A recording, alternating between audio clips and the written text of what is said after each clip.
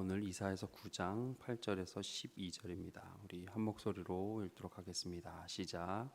주께서 야곱에게 말씀을 보내시며 그것을 이스라엘에게 임하게 하셨은즉 모든 백성 곧 에브라임과 사마리아 주민이 알 것이오늘 그들이 교만하고 완악한 마음으로 말하기를 벽돌이 무너졌으나 우리는 다듬은 돌로 쌓고 뽕나무들이 찍혔으나 우리는 백향목으로 그것을 대신하리라 하는도다.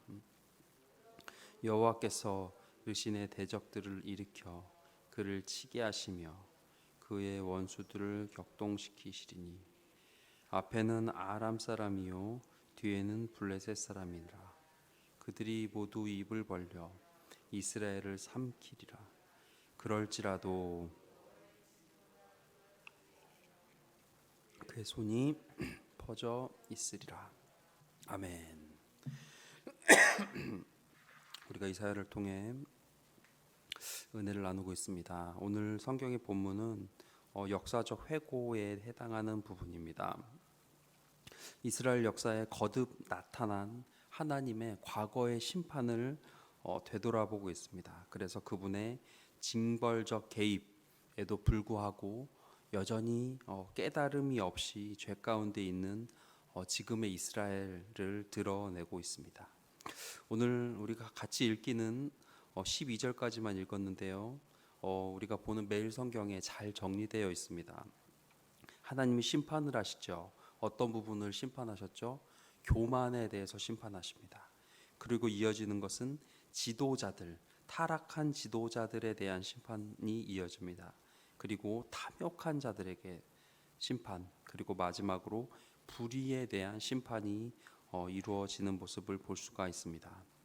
이러한 본문을 대할 때 심판하시고 또 이것도 심판하시고 마지막으로 불의에 대해서 심판하시는 하나님, 이러한 심판과 징계, 하나님의 분노, 진노, 화들이 특별히 구약 성경에는 많이 나타나 있습니다.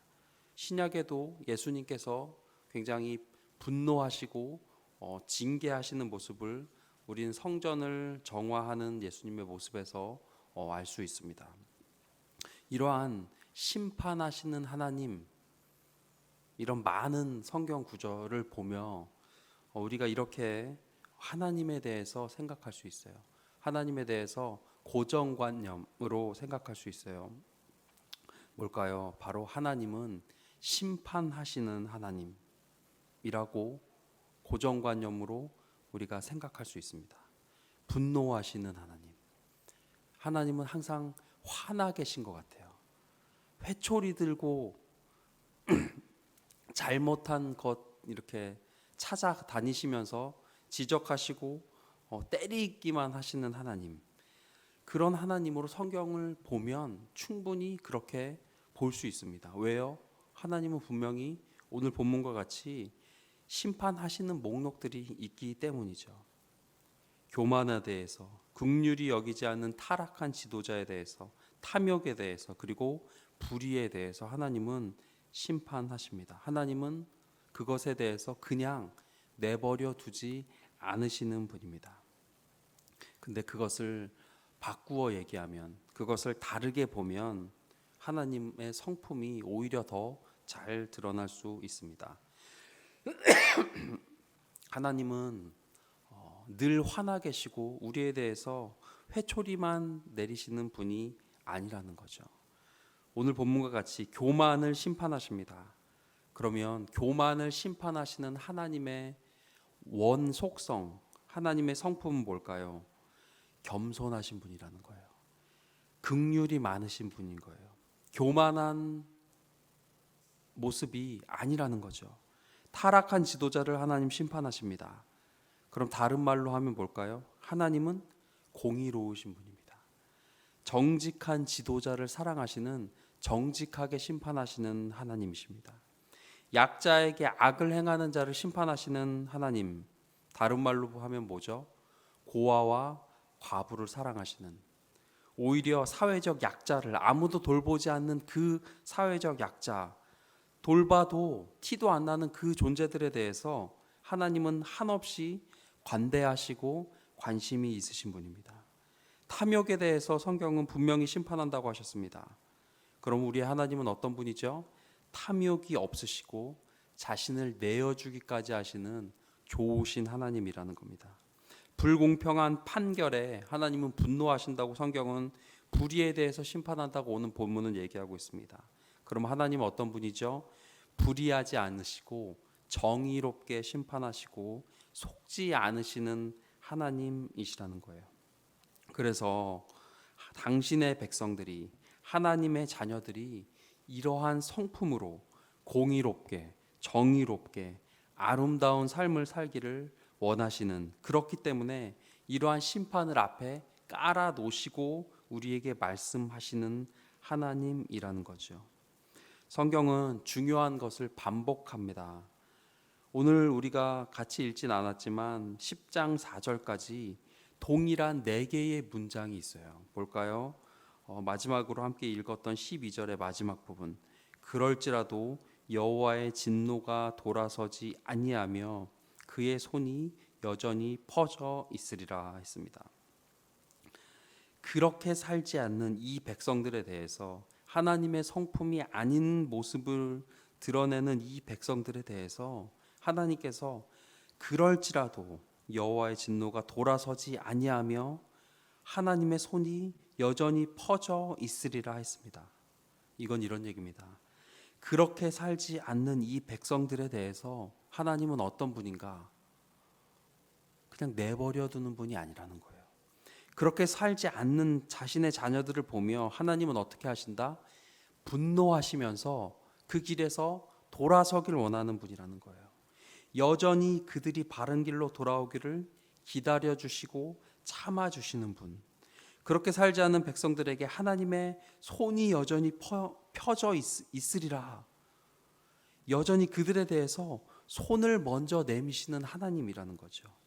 그 악한 행실이 바르게 되기를 소망하는 분이라는 겁니다. 제가 참 존경하는 선배 목사님이 계신데요. 정말 엘리트세요. 장신대학교 수석 졸업하신 목사님이세요. 이분이 그런 말씀을 하시더라고요.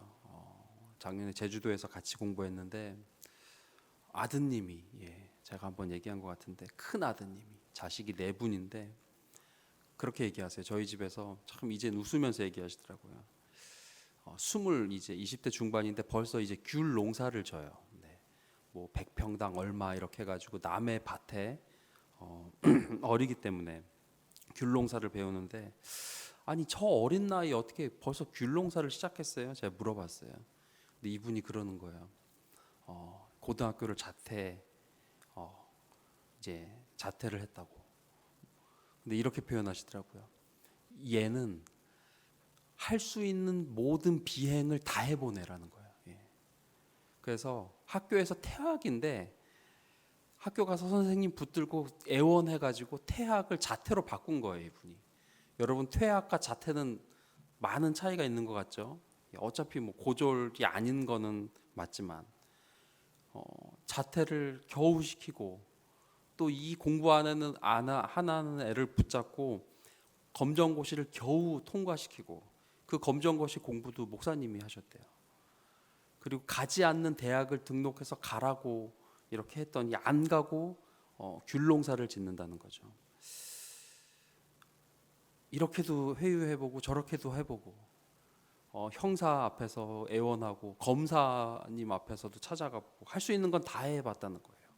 근데 이제 철이 들어서 이제 20대 중반에 귤 농사를 짓더라고요. 그래서 제가 올 때 귤 한 박스를 주셨어요. 그래서 참 의미 있는 귤이다.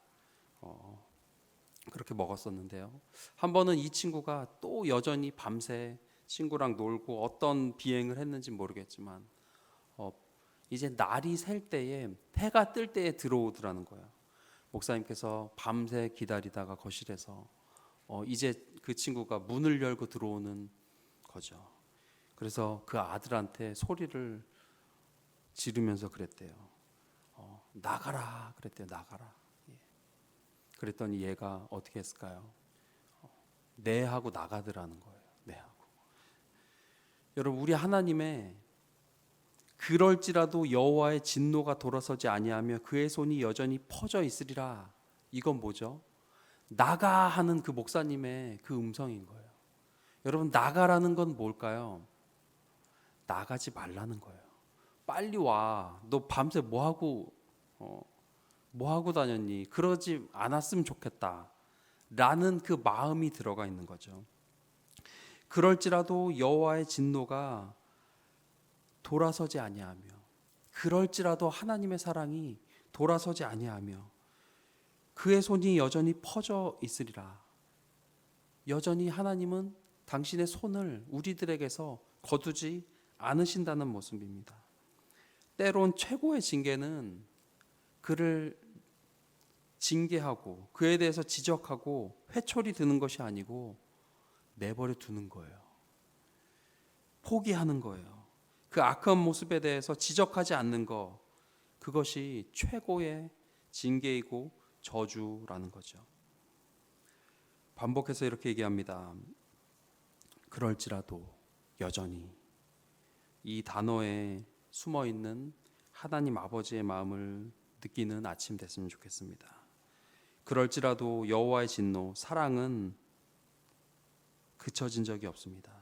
그럴지라도 그의 손이 여전히 퍼져 있느니라. 사랑이 없으면 손대지도 않습니다. 그럴지라도 포기하지 않으시는 하나님, 어떻게 해요?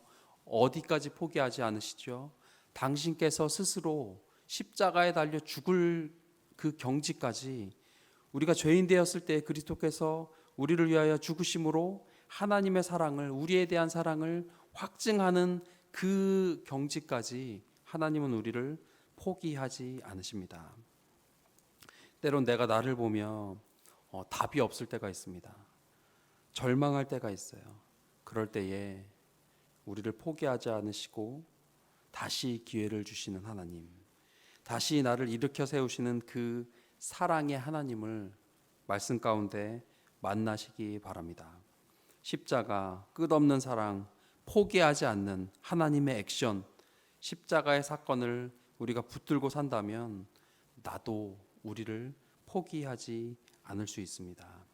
이 아침 기도의 자리에서 다시, 그럼에도 아버지께서 우리가 다시 그렇게 하나님의 자녀다운 삶, 아름다운 삶, 교만하지 않은 삶, 탐욕에 물들지 않은 삶, 불의하지 않는 삶을 살기를 여전히 기다리시고 여전히 당신의 손을 내밀고 계신 그 하나님의 손을 붙잡고 살아가는, 하나님 아버지의 진심을, 마음을 알아가는 성숙한 하나님의 자녀들 우리 모두 되기를 주님의 이름으로 축원합니다. 기도하겠습니다. 기도하실 때 주님, 그럴지라도 여전히 나를 포기하지 않으시는, 오래 참으시는 그 사랑의 하나님이 나의 아버지 되심을 감사드립니다. 그 하나님의 성품을 닮아가는, 포기하지 않는 하나님의 사랑을 받아들이는 우리를 되게 하여 주시옵소서. 함께 기도하겠습니다.